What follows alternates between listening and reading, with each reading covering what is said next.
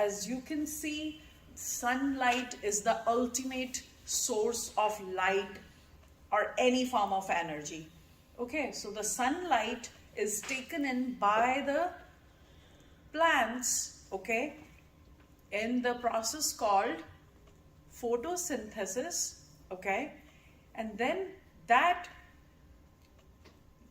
sunlight, or the form of energy, the only form of energy that we have on this earth, okay, goes into a herbivorous plant. I'm sorry, animal. The herbivorous animal, like in this case, is a rabbit or a bunny. It feeds on the grass, okay, and the grass has already trapped the sunlight energy, right? In it's already, the energy is already trapped in it. So that when the bunny eats that grass or the little herbs, so that sunlight energy goes inside its body, right? Now that energy changes into the potential energy. And when the bunny is just like static, not really moving. But let's say after eating food, the bunny gets some energy and it starts to move around. Now that potential energy is changing into kinetic energy, the energy of movement. You see that? So it's the same energy that came from the sunlight. Okay, it just got transferred from the plant to the herbivorous animal like rabbit. Make sense? Mm-hmm.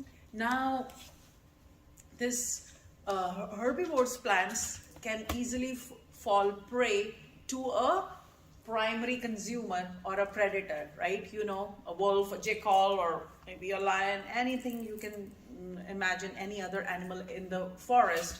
What would they do?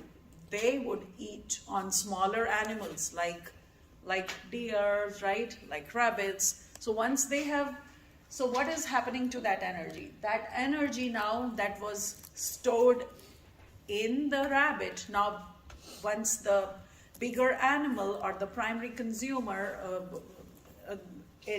predator, it consumes it, that energy goes inside the body of that predator, right?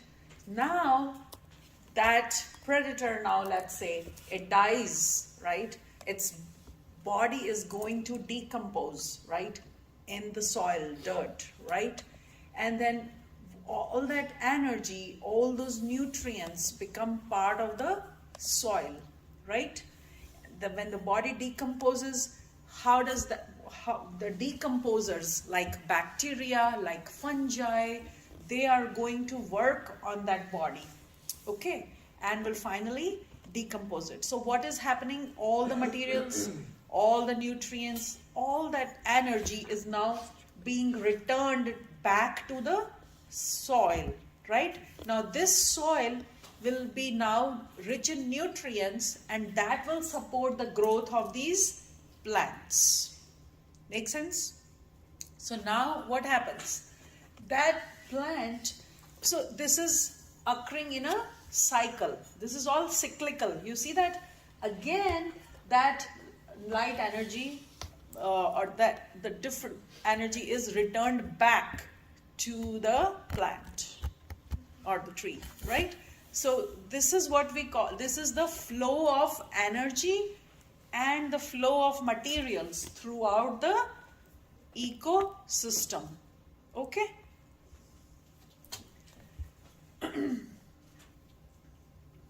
So what are open systems and what are closed systems?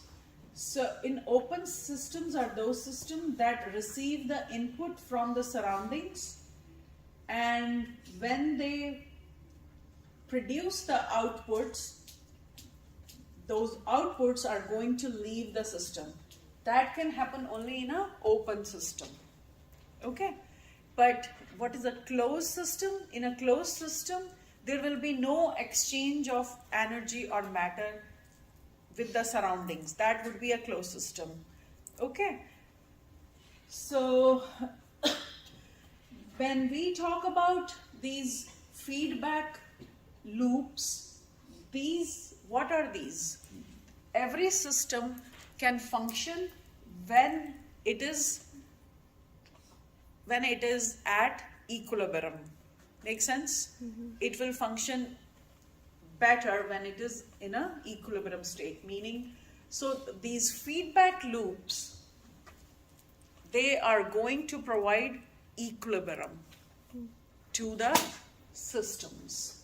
Okay, so there are two types of these feedback loops or feedback systems, however you want to say. One is called a positive feedback and other is called a negative feedback. The positive feedback will increase the process. Okay? Okay. Whereas the negative feedback loop is going to dull or diminish the process or any particular component. Okay? So here, as we can see that in this case, the bunny is eating a lot of grass, so herbivores, animals. So what is happening? The more food they are getting, the more food they are consuming, their rate of reproduction, their growth is good, their rate of reproduction will increase, and they are going to keep multiplying in their numbers, right? And the more the offsprings are produced, the more are going to be feeding on the plants. So this is like a positive feedback loop, right? But in this case, if you see, if there is a predator, right? So what happens? It is going to come and make these bunnies or rabbit their prey, right? Then what is going to happen? The population of this bunny is going to decrease, right? So what will happen now?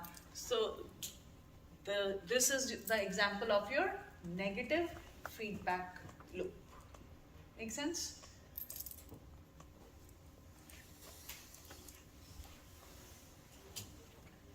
Now, what are emergent properties? Okay, and how do they help a system? The emergent property occurs when the characteristics of the whole system are greater than the sum of its part. Okay, so let's say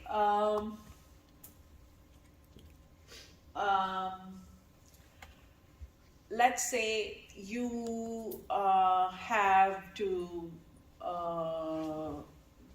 you want to make a cake, right? Now the each component of that cake, meaning the eggs, right, the flour, right, sugar, whatever things we are going to use to bake a cake, or butter, each one of them has a certain type of emergent property associated with them, right? But that property is different when you bake the whole cake. Its characteristics, which is the sum total, okay, of the sum total of all the different parts, right? The cake, the flour, the egg, the flour, the butter, and whatever other components you have put in it, right? It will have a completely different, the sum total of it, when you combine and bake it, the cake tastes nothing like any of its components. Make sense? So it's a completely different product that you got. Make sense? So that's what we mean by emergent properties. So the characteristics of the whole system, they are greater than the sum of its parts. Egg has a different type of a taste, right? Flour will have a different type of taste, but they are not gonna match this when they are all working together to make a cake. They will not taste like a cake. Make sense? So that's what we mean by that each part of a system has its own emergent property, and when these characteristics, when they are combined, the whole the whole system is greater than the sum of its part. Okay, so this thing can be applied, this concept of emergent property can be applied to anything, even in the nature. I just gave you that example. You can even take like example of a bike.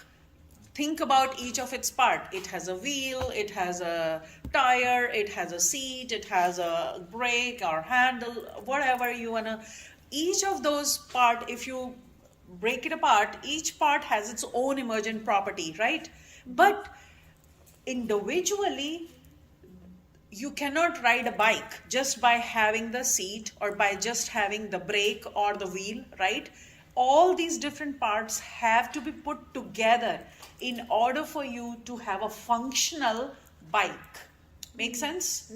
So that's what we mean by here. So bike is a system here, and the little components, the sum total of those components, okay, is going to have a much bigger, greater impact. Make sense? Is it clear to you guys over there? Okay. Now, when we are talking about life, we know life starts as what? Life is what? Like, it's like elements of life. What is it? What is life made up of at the lowest level? Made up of what? Matter, right? Matter. What is matter?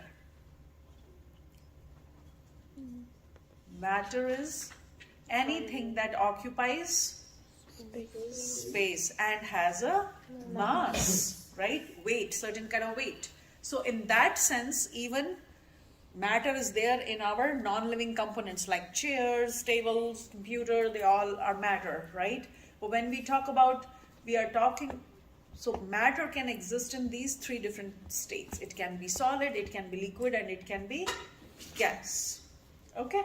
So when we talk, what is the conservation of matter? You guys have to understand that matter is not created, nor it is destroyed. It is just recycled. Okay? Matter is only recycled over and over again. And that's what is the principle of conservation of matter is. Okay? Means one form of matter will change into another form of matter. Okay? So, like a solid, let's imagine ice is solid, right? It can melt into water, which is a liquid, right?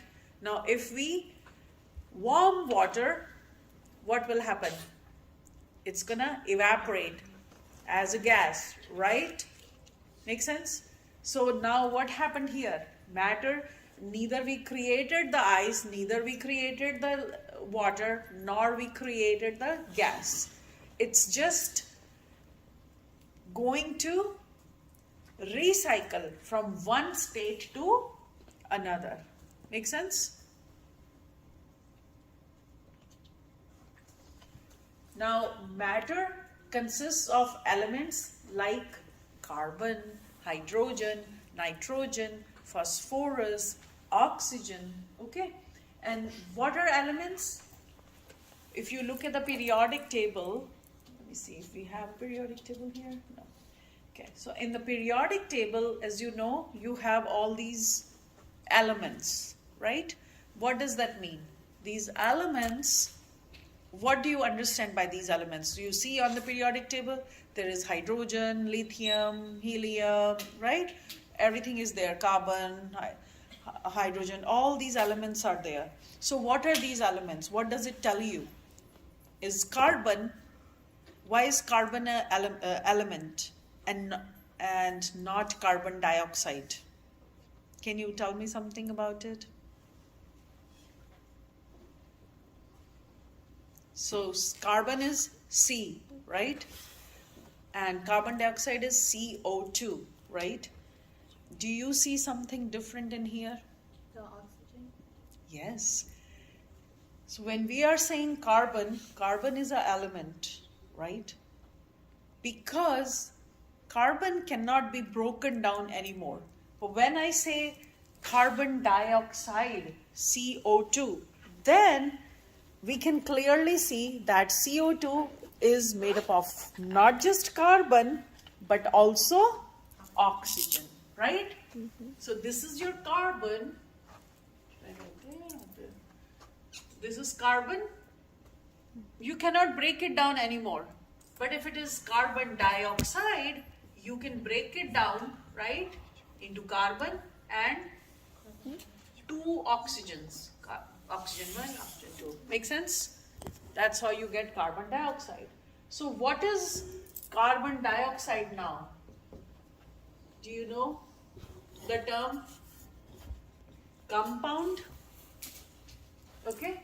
So carbon dioxide is a compound. Okay? And just carbon by itself is a element. An element is what? Made up of atom. Make sense? So anything you know is made up of an atom. So element, the atoms are basically nothing but the smallest particles that have the properties of the element. Make sense? That's what the atoms are. Make sense? So now you have to know the structure of a atom. Do you know what is the atom made up of? No? You know that a little bit. Yes. So what does the nucleus have? Do you know? Atoms are made up of this. Yes. So atoms have a nucleus in the center. Okay? Nucleus in the center, and that is made up of a proton and neutron. Make sense? And outside there are electron cloud. Electrons are residing, hovering around the nucleus. And that's all there is to the atom. Make sense? There's a nucleus in the center, and then there is an electron cloud around. Make sense? So let's see, this is the structure of the carbon atom. Okay, so the carbon atom, if you look at the periodic table, it has an atomic number 6 and atomic mass 12. Do you know what is that? Atomic number and atomic mass. Does anybody know that?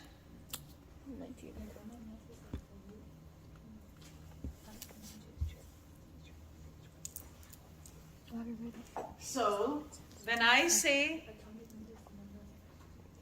yeah, atomic number is the number of protons. Okay?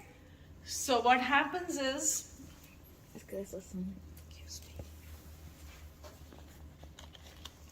so when we say carbon dioxide has atomic numbers, atomic number is 6. This means atomic number is the number of protons. And protons are what? They are positively charged. So protons are positive and neutrons are what charge? Can anybody tell me? They're neutral. No, they're neutral. They are neutral. Good job. Yes. Now, electrons are the ones that have a negative charge. Good job. Okay. So protons have a positive charge and electrons have a negative charge. Okay. And neutrons are neutral. So when we say that Ay. atomic number is 6, by that we mean this atom has total number of 6 protons, right? Now how do we deduce the number of neutrons from this? Okay, so if you look here, atomic number is 12, okay, and what is atomic mass? Atomic mass means total number of protons plus neutrons.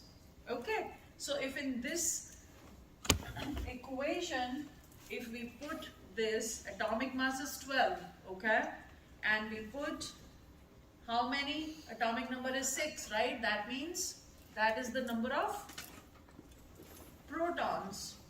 Okay, what do we get? If we solve this equation, what is that gives us? How many neutrons are there? 6. So 12 minus 6, 6. That is your neutron. Make sense? Yeah. So that's how you can tell the number of neutrons by knowing the atomic number and the atomic mass. Make sense? Now, what are isotopes? Isotopes are the forms of the same element. Okay? They will have the same atomic number, but they will have a different atomic mass. Okay? So for carbon, we have, you saw this carbon, this is a normal carbon, normal type of carbon, but you can also, carbon can also exist as this, C13. Okay? It can also exist as 14, C14. Make sense? So it will have the same atomic number, as you can see, it's 6 throughout, right? But it can exist as in different atomic mass, which can be 13 and 14 as well. This is the normal. So 99% of carbon on the earth is of this form, but only 1% can exist as C13 or C14 as well. Okay, so those are also there. So C13 is a different form. C14 of carbon is used as radioactive isotopes. Okay, so now how do we say, why do we say that if this number is different, okay, how do we get the different isotopes? What is the difference in C13 and C? What do you think? What is different in these by looking at this formula? No? Sorry, can you repeat the question? I'm saying we have C13 and C14. If atomic number is same and atomic mass is different, what do you think, which subatomic particle is different in these isotopes? The neutron. Yes. How did you figure that out? Because I guess neutrons just have. Yeah, because if in this equation, let's put atomic number 13, okay? We have the same number of neutrons, 6, right? So in order to calculate we have to do this. So here, if the atomic mass is 13, the number of neutrons is?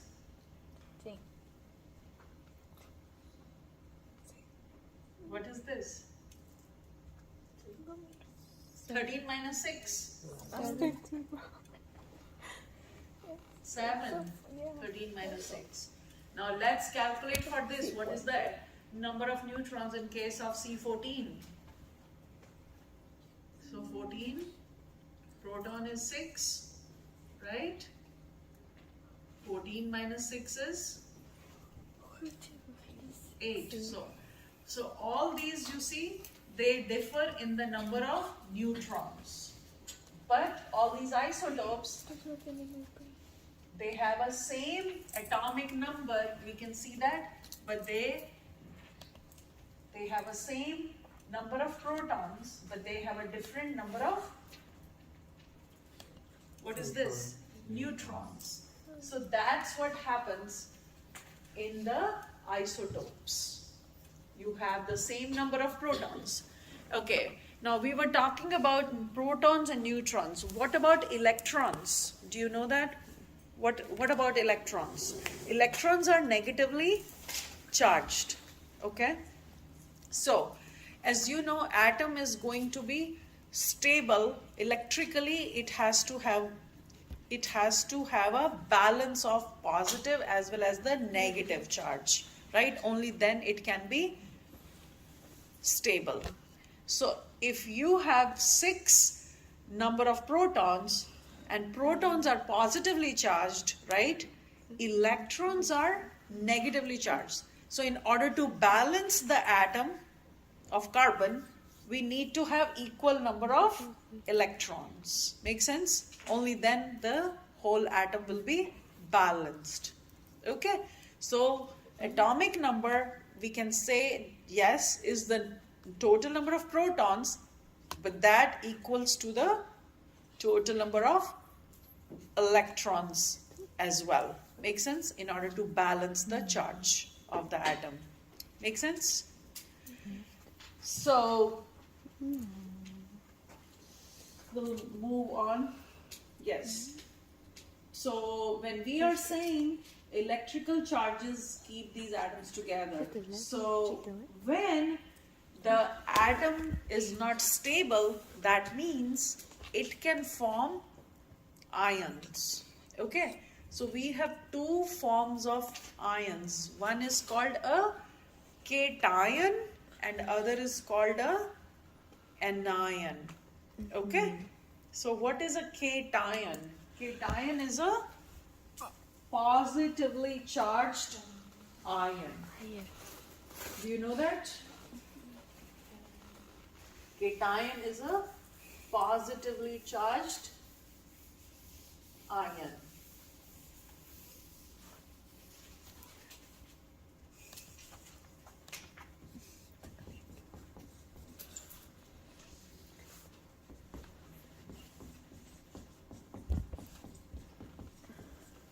Is a positively charged ion. Okay? And what is a anion? What should be the anion? Negative charge. Negatively charged ion. Negative ion. And you can also do this. Anion. This is another way to remember. A negative ion. See that? A negative ion is your anion. See that? Okay. Now, these charged atoms are your ions when the atom is not in stable condition, right? So sodium, as you see, if it gets this positive charge, that means this is a sodium cation. You have to think opposite here. In real life, if you get more dollars or more of something, you are plus, right? But here, if in a cation, that the plus sign indicates that it has lost electrons. Make sense? So when an ion loses electrons, it is called a cation. And if it gains electrons, it is called an anion, and it gets a negative charge. So you have to think opposite of the real world. Make sense? So sodium ion means it has lost electrons. Okay? And let's say chloride. If we say chloride, anion means it has gained electrons. Make sense? Or chloride or chlorine. Now atoms, as I already explained, they are going to join together to form compounds. So what is a compound? Compound is a mixture of 2 or more atoms or elements in a definite proportion, right? Like I gave you example of CO2. Let's take example of H2O, water. So this is a compound that has hydrogen and oxygen in a ratio of 2:1. You see, 2 atoms of hydrogen and 1 atom of oxygen is going to make water, right? Same thing can be applied to carbon dioxide.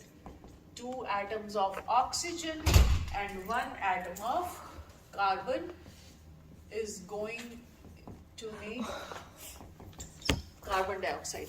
The fixed ratio is, so in a fixed ratio. Make sense? Now, this compound is basically a molecule. Just like an element is an atom, okay? A compound is a molecule. Make sense? Just a different term. When ions with opposite charges, okay, they form a compound, the electrical attraction holding them together is called an ionic bond. So because of this, these elements can form chemical bonding, and because of the way they share or transfer electrons, that chemical bonding can be of different types. One type is the ionic bond, other is the covalent bond. So in case of ionic bonds, I can tell you that there is a sharing of electrons. Let's look at this. It's because of this we form, because of the ionic bond, we form the cations and anions. Let's say we have sodium. Sodium has a atomic weight of mass of 11. I'm sorry, atomic number is 11. So if you know, do you guys know the octet rule? Octet. So electrons exist in shells, right? So what happens is, if sodium has 11, then the first shell can accommodate only 2 electrons, right? But the second shell can accommodate 8 electrons. Make sense? So maximum is 8. So 2 and 8 is still gonna be 10, but we have the atomic number 11. Okay, so it needs to have one more in its third shell. Make sense? So if we draw this in this form, so the first shell has 2 electrons, 1 and 2. The second shell has 1, 2, 3, 4. These dots are your electrons. 1, 2, 3, 4, 5, 6, 7, 8, right? But we still need one more shell in order to have the complete representation of the atomic number. So in the last shell we have only 1 electron. Now look at chlorine. Chlorine has atomic number 17 and atomic mass is 35. Make sense? So atomic number is what you need for the electron distribution. Okay? So here the first shell will have how many? Let's distribute 17.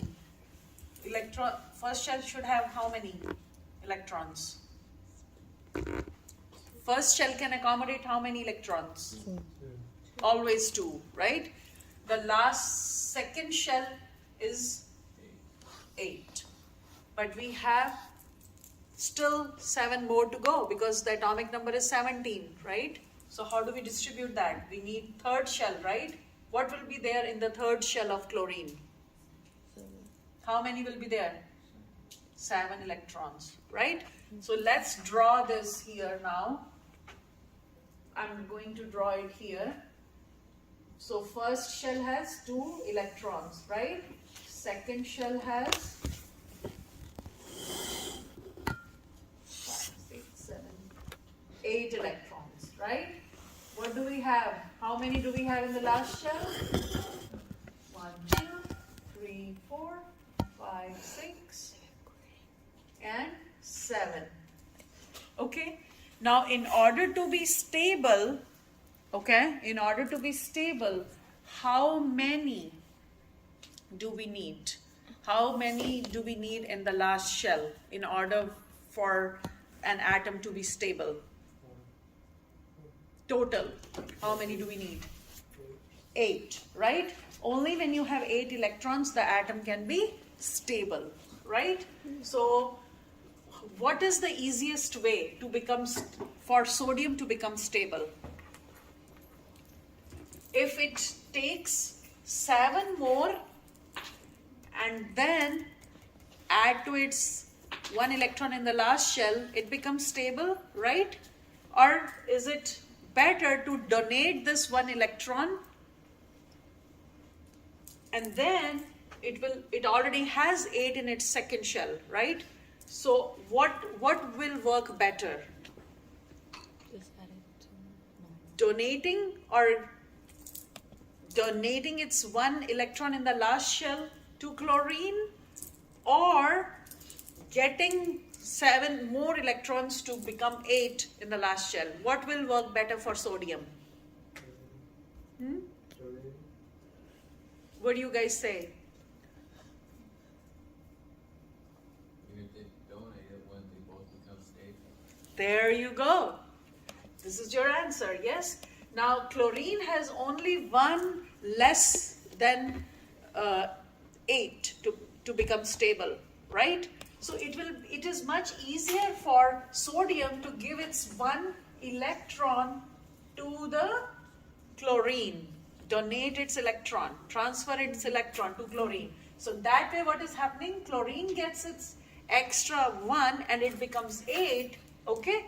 And sodium loses its 1 electron and it has now this becomes its last shell. So it's a win-win situation for both, right? This one gets extra 7 plus 1, it becomes 8, right? So 2 8 for this and 2 8 for this. Make sense? But the deal here is that sodium has now lost that electron. Make sense? So loss of electron means what kind of charge will sodium get? What kind of charge will it get? Positive or negative? When you lose electrons, what did I just say? positive. Yes, when there is loss of electrons, the ion gets a positive charge. It is now a cation. Make sense? Now chlorine, what did it do? It gained the electron, right? So when you gain an electron, you have a Negative charge. negative charge, right? And what is that ion called now? So chlorine becomes what? An anion. Make sense? Chlorine is an anion and sodium is a cation.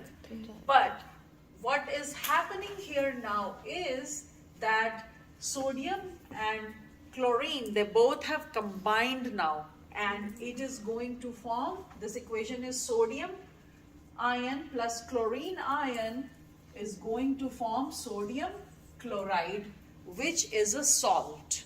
Okay? And this is the salt, this is the table salt that you guys eat. Okay? Make sense? Yeah. Sodium chloride.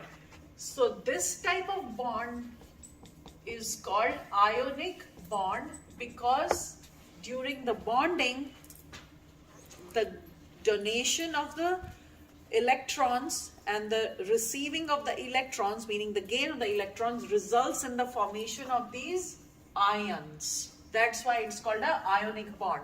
As a result of ionic bond, you form salts. Okay, so this is just one example, but that's how we can have many more examples.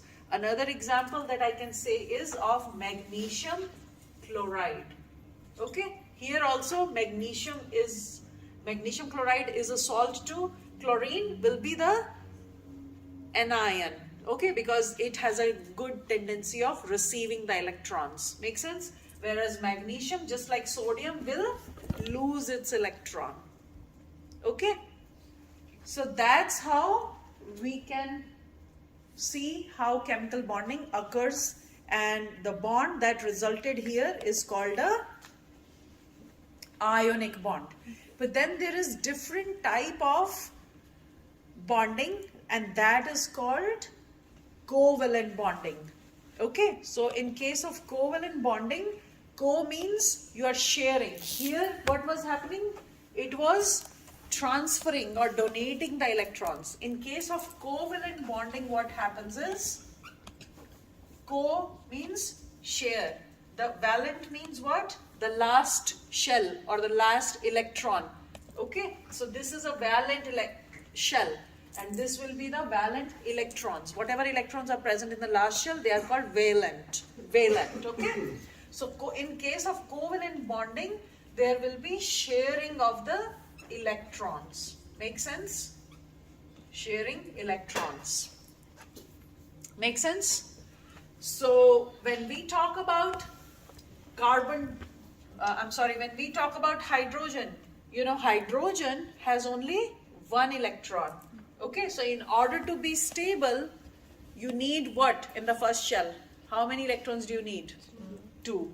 So if it has only one electron, it will join with another hydrogen atom, and now they are going to share this electron. Okay, this is going to form what? H2.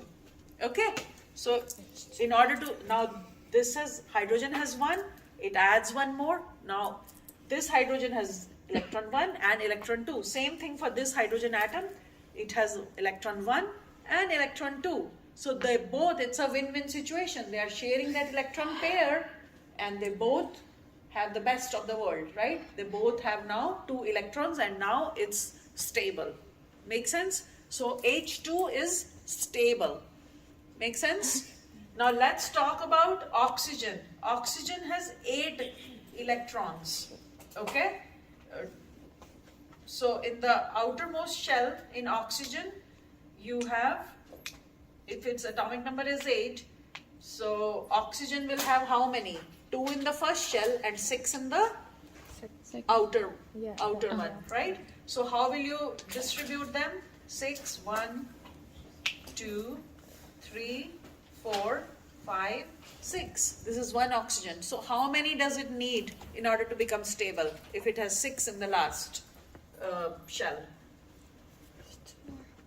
2 more. Good job. 5, 6. So what will it do? It will share these. So 1, 2, 3, 4, 5, 6. It's going to share 7, right? And then it's going to share this one. It's going to be the 8th electron. So you see, that's how both of these oxygen molecules, atoms have 1, 2, 3, 4, 5, 6, 7, 8. So they both are sharing these 2 electron pairs, and they are going to form double covalent bond in this case. In case of hydrogen, you had only one single pair of covalent bond. But here you will have double covalent bond. Make sense? This is single covalent bond. So this sharing of the electron is what we mean by covalent bonding. Okay?